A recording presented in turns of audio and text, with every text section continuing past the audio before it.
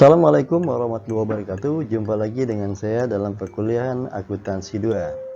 Salam sehat, semoga kalian dalam keadaan sehat semua dan masih semangat mengikuti perkuliahan daring. Kali ini kita akan membahas tentang pengendalian pengeluaran kas menggunakan sistem voucher.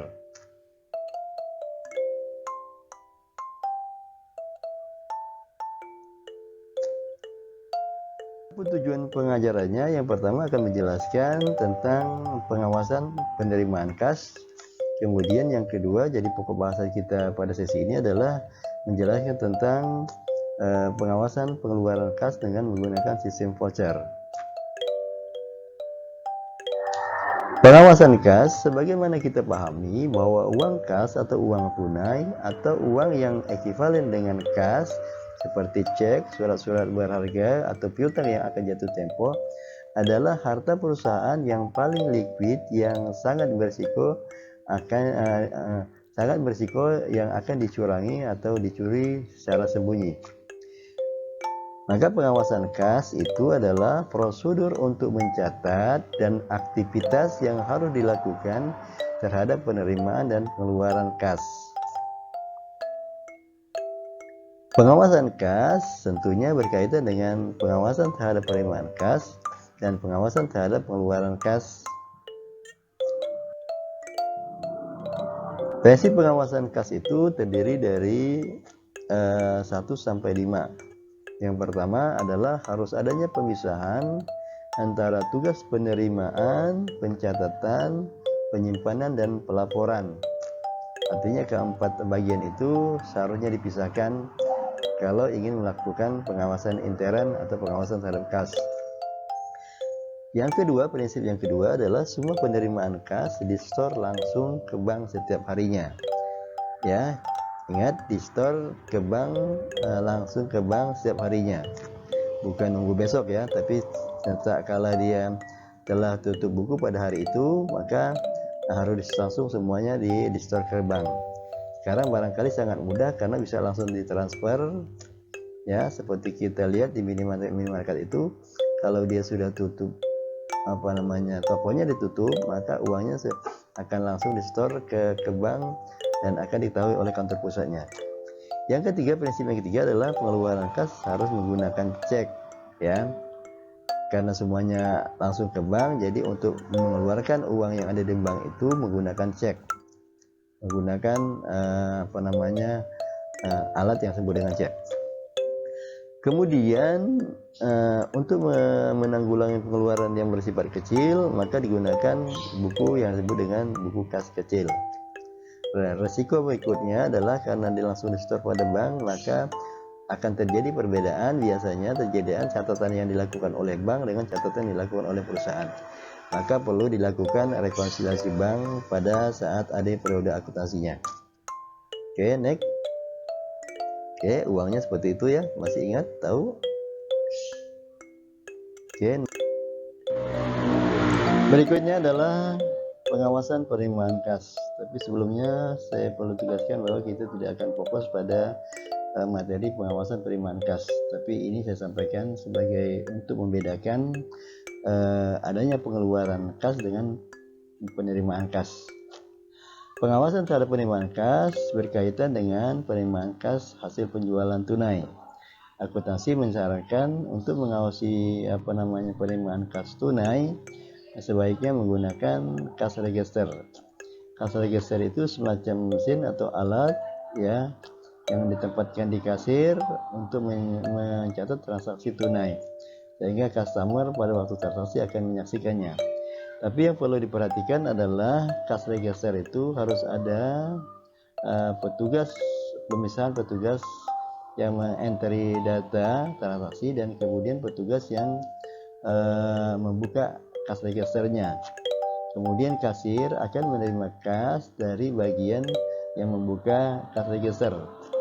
Selanjutnya bagian akunting akan memeriksa catatan yang ada di kas register sebagai dasar untuk membuat jurnal penjualan tunai.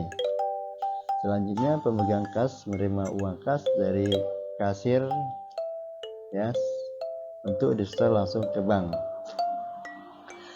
Kemudian yang berikutnya yang perlu diperhatikan dalam pengawasan kas ini, kalau penerimaan kas itu melalui transfer atau melalui kas pos dan giro, biasanya dia sudah berbentuk cek yang dikirim melalui pos. Maka harus ada dua orang saksi yang menyaksikan bahwa cek itu dibuka dalam amplop dari pos dan gironya. Kemudian dibuatkan catatan rangkap 3 yang diantaranya akan diserahkan kepada kasir sebagai bentuk pelaporan terjadi transaksi. Kemudian bagi akunting sebagai dasar untuk mencatat. Kemudian arsip bagian yang yang menerima bukti cek yang berasal dari pos dan giro. Kemudian kalau dia bukan berupa cek tapi berupa wesel pos, maka harus ada juga tujuh orang yang akan mencairkan wesel pos itu di pos dan gironya. Kemudian selanjutnya berlaku seperti penerimaan kas pada umumnya. Kemudian pengawasan penerimaan kas yang langsung ditransfer ke bank biasanya akan dicek pada saat dicetaknya rekening koran pada akhir bulan atau akhir periode. Mungkin hanya seperti itu ya pengawasan penerimaan kas, karena akan kita bahas dalam sesi jurnal khusus. Sebagai wawasan, jurnal penerimaan kas itu ya seperti yang tertera pada gambar ya. Tapi ini bagian dari jurnal khusus yang akan kita bahas pada sesi berikutnya. Jadi transaksi tunai itu harus dijurnalkan pada jurnal kas tunai ya. Oke, next. Oke, kita masuki materi pengawasan pengeluaran kas dengan sistem voucher. Apa sih yang dimaksud dengan pengeluaran kas sistem voucher ini? Adalah metode pengendalian pengeluaran kas dengan menggunakan voucher. Atau dengan kata lain, voucher itu adalah semacam dokumen persetujuan bahwa pengeluaran akan diganti dengan cek.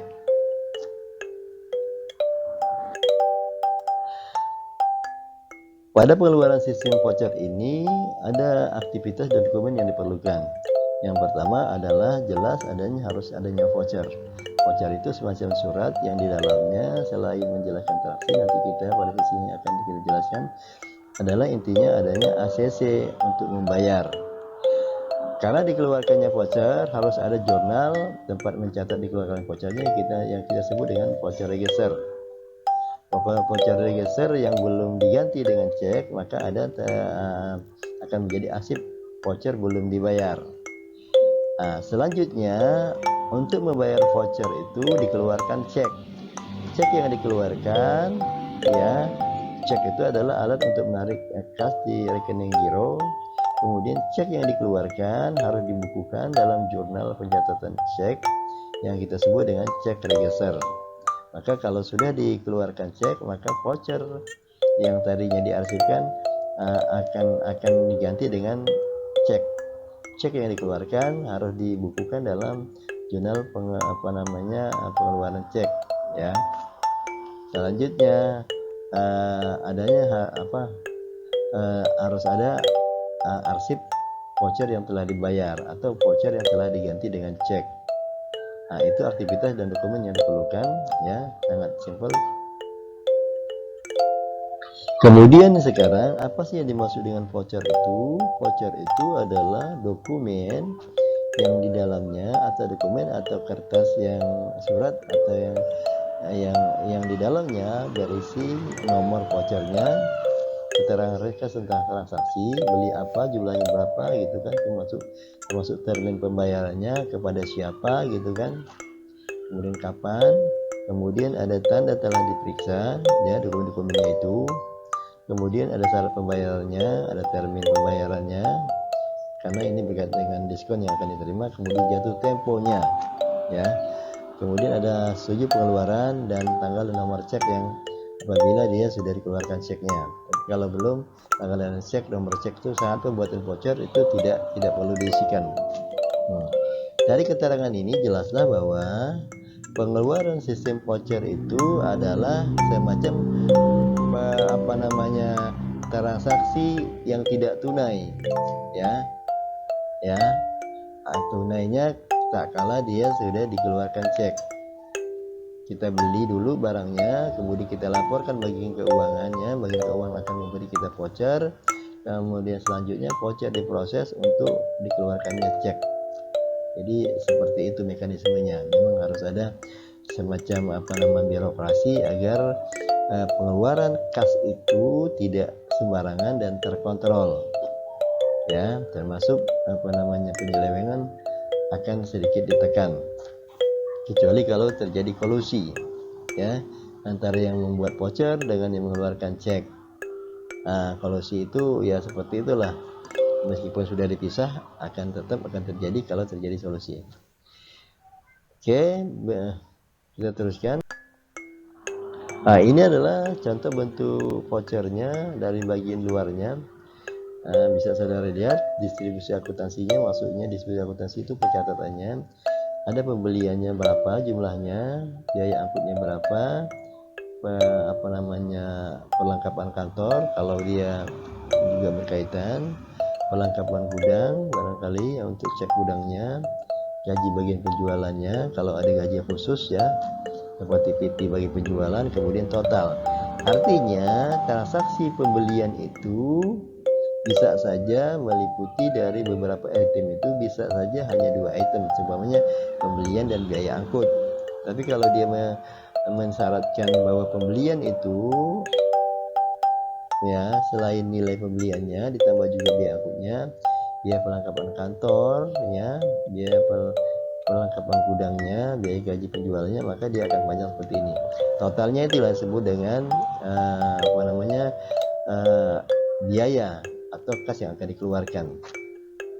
Kemudian kalau voucher itu mempunyai diskon, artinya kita membayar dalam rangka diskon, maka ikhtisarnya harus dibuatkan pembayarannya jumlah penjualan berapa, jumlah brutonya dikurangi potongan, ya, diskonnya, kemudian itu adalah jumlah real yang akan dibayar.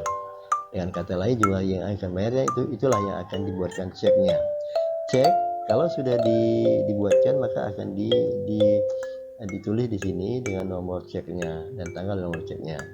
Tapi kalau belum, baru dibuatkan vouchernya, maka ini hanya dikosongkan. Bagian dalamnya seperti ini akan dijelaskan tanggal dibayar kepada siapa, alamatnya siapa, gitu kan. Kemudian tanggal fakturnya kalau ada terminnya, kemudian nomor faktur itu jumlah nilai bayarnya dikurangi potongan kalau ada potongan, ya. Ini depannya, sebenarnya isinya yang di dalam tadi, yang di luar tadi, yang ini adalah di dalamnya. Oke, kira-kira seperti itu.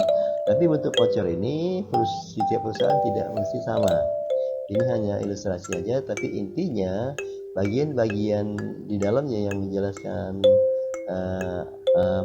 uraian tentang transaksi itu harus ada, ya, termasuk ya termin, keterangan lainnya. Ya, kalau bentuk boleh berbeda. Oke, next. Baik, selanjutnya adalah voucher barter check, ya. Maksudnya apa? Maksudnya adalah setiap voucher akan diganti dengan cek tak kala voucher itu setelah disetujui. Ya, kenapa ini terjadi? Karena sebagaimana dijelaskan di depan, bahwa setiap hari uang itu akan di-store ke bank.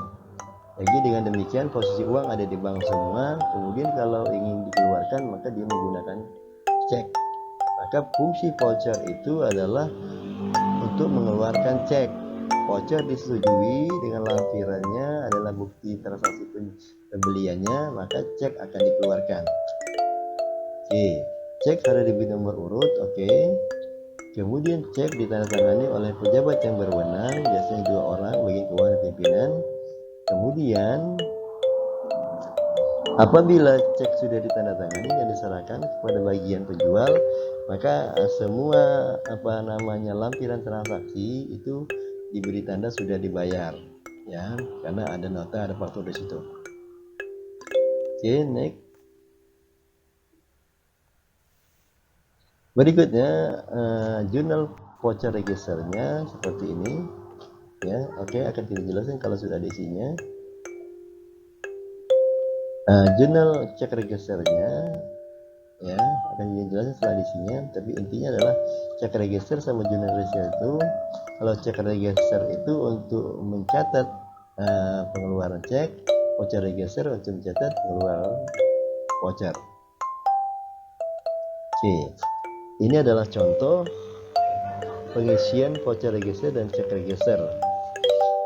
Kita punya soal tanggal 1 April dibuat voucher nomor 216 untuk hutang kepada Nyonya Joyce atas pembelian barang dagangan seharga 1.600.000 dengan termin 2 N30.